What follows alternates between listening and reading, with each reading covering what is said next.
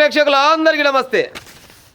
గర్భనిరోధక మాత్రల అమ్మకాల జోరుగా సాగుతుందట. గర్భనిరోధక మాత్రలు ఎక్కడైనా వంకర చెప్తే మీరు మాత్రం చక్కగా కామెంట్ పెట్టు, నష్టం లేదు నాకు. నేను ఎక్కడ పొరపాటు చెప్పినా కానీ బరాబర్గా కామెంట్ పెట్టు. గర్భనిరోధక మాత్రల అమ్మకాలు దేశంలో జోరుగా జరుగుతున్నాయంట. వినే ప్రయత్నం చేయండి. ప్రతి ఒక్క తల్లిదండ్రి యువత ప్రతి ఒక్కరు వినే ప్రయత్నం చేయండి. లుక్సాన్ అవుతుంది మొత్తం ఏడికాడికి. దేశంలో సంవత్సరానికి 35 మిలియన్ల యూనిట్ల అమ్మకాలు జరుగుతున్నాయంట. 35 మిలియన్ల యూనిట్లు అంటే దగ్గర 3,50,00,000 పైన దేశంలో గర్భనిరోధక మాత్రలు అమ్మకాలు జరుగుతున్నాయట. అమెరికా, చైనా తర్వాత 3వ స్థానంలో భారత్. అమెరికాలో ఎక్కువనే ఉన్నారు జనాలు, చైనాలో ఎక్కువనే ఉన్నారు జనాలు, తర్వాత భారతదేశంలో కూడా ఎక్కువనే ఉన్నారు. ఆ 2 దేశాల తర్వాత 3వ స్థానంలో ఉన్నది మన భారతదేశమేనట. కొంతమందికి నచ్చదు నా ముచ్చట, కానీ ఇక చెప్తా, మంచిగానే చెప్తాయి ముచ్చట. 10 ఏళ్లలో 12% మేరకు పెరిగిన విక్రయాలు. అదే సమయంలో కండోమ్ అమ్మకాలు కూడా తగ్గుముఖం పట్టినాయి. మరి ఇక వీటితోటి పని ఉన్నాక వీటితోటి ఏం పని? ఇక గర్భనిరోధక మాత్రలు వేసుకున్నాక కండోంతో ఏం పని ఇక అని అనుకుంటున్నారు యువత. ఎక్కువ వాడడం ప్రమాదం అంటున్న వైద్యులు. వైద్యులు చెప్తూనే ఉంటారు, కానీ వీళ్ళు ఏంటంటే సోకులు ఎక్కువైపోయినాయి, పాడైపోయినాయి. సోకుల కంటే ముందుగల్లా గట్టిగా మాట్లాడాలంటే బలుపులు ఎక్కువైపోయినాయి. కొంతమంది జనాలకు బాధ్యతలు తక్కువైపోయినాయి, భయం తక్కువైపోయింది. ఏమవుతుందిలే, ఏమవుతుంది చెప్పు. ఏం కాదు, పోరగానికి ఏముంటుంది, ఇలా కలుద్దాం. మరి కలిస్తే కొన్ని జాగ్రత్తలు ఉండాలి కదా. జాగ్రత్తలు ఎందుకు? పాడైపోయిన మెడికల్ షాప్లో పోతామంటే గోలు ఇచ్చిరి, గోలు వేసుకుంటామంటే కథం అయిపోయి. చెప్తీకారంగా ఉంటుంది కానీ చెప్పక తప్పదు వాడిగా చెప్తున్నాయి. ఇక ముచ్చట ఇంట్లో విలువలు అనేది తగ్గిపోయినాయి, మానవ విలువలు అనేది తగ్గిపోయినాయి. భయం అనేది లేదు ఎవరికైనా కానీ. ఏమవుతుందిలే, అమ్మాయికి తెలిస్తే ఏమవుతుంది, అమ్మాయికి తెలిస్తే ఏమవుతుంది అనే భయం గింత కూడా లేదు. అమ్మాయి కూడా జర్ర కూడా పట్టించుకునే కాలం కూడా లేదు. అమ్మాయిలు ఎంతసేపటికి డబ్బులు ఎట్ట సంపాదించాలి అంతే. అది మందిని ముందు సంపాదిస్తున్నావా, కష్టం చేసి సంపాదిస్తున్నావా, ఇంకే రకంగా సంపాదిస్తున్నావా, కానీ డబ్బు సంపాదించాలి అంతే. కానీ డబ్బు సంపాదించే మైకం వల్ల పిల్లలు ఏమవుతారు అనేది చూసేకాలం లేదు, పాడైపోను. ఉన్నారా?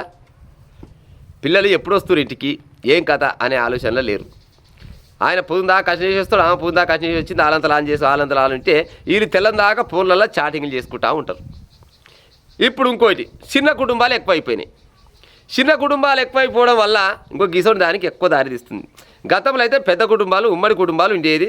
ఉమ్మడి కుటుంబాలు అంటే ఇంట్లో బాబాయిలు, చిన్న అమ్మలు, లేకపోతే తాత, నాయనమ్మ, అమ్మమ్మ భర్త, ఆ తాత గిట్ల ఎక్కువ మంది ఉండేది. కాబట్టి పిల్లలు ఏమన్నా గట్టిగా చెడ పని చేసినా కానీ ఏం సంగతి పొరగా, ఏం సంగతి పోరి, నువ్వు గీ పని చేస్తున్నావట అని అనేది.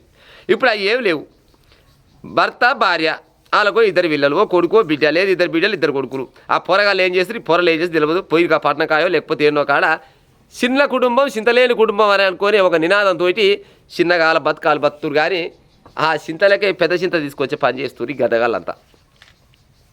ఇప్పుడు కుటుంబం పెద్దగా ఉంటే ఎవరో పొరలు ఏమైనా తప్పు చేసినా కానీ ఇంట్లో ఉన్న పెద్ద మనుషులు మందలిచ్చే కాలం ఉండేది. ఇప్పుడు ఆ పెద్దలు లేరు, ఏమి లేరు. పెద్దలు ఏమో ఊర్లలో పోయి, వీళ్ళేమో పోయి పట్టణాల పడిరి. కాతం వాళ్ళకి నచ్చిన రకంగా చేసుకుంటూ వస్తుంటారు అంతే. ఇంకెంతగానే మించింది ఏముంది? దానికి తగ్గట్టుగా సోషల్ మీడియా ఎక్కువైపోయింది. సోషల్ మీడియా ఓపెన్ చేసిన అంటే ఇవాళ ఇన్స్టా కనుక ఓపెన్ చేస్తే, రీల్స్ ఓపెన్ చేస్తే 100% అంతా గబ్బు పురాణమే. నువ్వు ఆయమన్న ముచ్చట చెప్తే ఈ కాలం పోరగాళ్ళు వారం రోజులు కొట్టుకున్నా కానీ 1000 మంది చూడరు. కానీ జర్రంతా ఈ కారం తప్పిన ముచ్చట్లు ఒక అమ్మాయి ఫోటో కనుక పైన పెట్టి ఇక పలాను ముచ్చట చెప్తుంటే నా సామిరంగా ఇక ఎమ్మడే చూస్తుంటారు. దానికి చూసే ముందర లైక్ కొట్టారని ఫస్ట్ లైక్ కొడుతూనే ఉంటున్నాడు. ముచ్చట ముందుకే ఆడ వచ్చే ఫిగరు ఈ మధ్యలో ఏఐ ఎక్కువైపోయింది. ఏఐకి సంబంధించిన ఒక ఫిగర్ రాగానే అమ్మన కొడుక పై భాగం చూస్తే ఏముండయి, ఇక కింది భాగం చూస్తాడు అమ్మ ఇదే ఆయమన ముచ్చట అనుకొని ఎమ్మడే లైక్ కొడుతూనే ఉంటాడు. ఇక అది చెప్పి గదరు ముచ్చట ఇనుకుంటా సొల్లు కాల్చుకుంటా కాలక్షేపం చేసే యువత సాన అయిపోయింది. గర్భనిరోధక మాత్రలు గింతగానం అవుతున్నాయి అంటే మరి కండోమ్ ప్యాకెట్లు మాత్రం తక్కువైపోయినాయట. ఇటు విక్రయాలు లేవంట. ఇక ఏమెక్కడ చెప్పురు? ఇక గతంలో ఏనన్నా గట్టినే ప్రేమించుకున్నోళ్ళు లేకపోతే ఇంకో రకంగా కలుద్దాం అనుకుంటే సరేలే ఎందుకులే ఏమైనా మిస్టేక్ కాగలనుకొని కాండోమ్ వాడేది. ఇప్పుడు కాండోములు వాడతలేరు, ఏం వాడతలేరు, ఏమైనా డైరెక్టేనట. డైరెక్టే కలుస్తురు. కలిసిన గంటకో 2 గంటకో పోయిరి మెడికల్ షాప్కి పోయిరి పలానా గోళీ ఏమన్నా కానీ మెడికల్ షాప్ ఆయన ఇస్తూనే ఉండే, గుడుక్కున మింగుతూనే ఉండి దాని పని అది చేస్తుంటే ఇలా పని ఇది చేస్తూనే ఉండి. ఎక్కడ పోతున్నట్టు చెప్పురి. అమెరికా చైనా తర్వాత భారతదేశమే 3వ స్థానంలో ఉందంట. డాక్టర్లు ఏం చెప్తున్నారు, మీరు వీటిని వాడితేరా అంటే రేపటి నాడు ఇబ్బందుల పాలవుతారు అని చెప్తున్నారు. ఇప్పుడు ఎంతో కొంత సరే అందరూ ఉపకారం తింటున్నాం, అందరికి ఆకలి అయితే పాడైపోను, ఆకలి అయితే ఎన్నో కాడ తినవలసిందే. దానికి కూడా ఒక ఏమంటారు ఓ లెక్క ఉండాలి. ఆ లెక్క తప్పించి తింటారు. లెక్క తప్పించి తిని ఇప్పుడు ఏం చేస్తారంటే ఏమో మిస్టేక్ అయినట్టే కొడుతున్నారు సరికల్లా ఏముందో గోలే రాదు పోతనే ఉండదు అనగానే గోలేసిరి పోయి. మరి రేపన్నాడు ఒక ఇంటికి ఇస్తారు, అబ్బాయినైనా అమ్మాయినైనా. రేపన్నాడు ఒక ఇంటికి ఇచ్చినాక ఆడ పిల్లలు కావాలంటే ఇక గారు అప్పుడు ఇక గారు ఎట్టయితే చెప్పురి. మీ ఒంట్లో బలం అంతా ఈ గోళీల రకంగానే విక్కపాయ. ఇక రేపన్నాడు మరి పెళ్లి చేసుకున్నాక పిల్లలు అయితే ఆరులా కారు.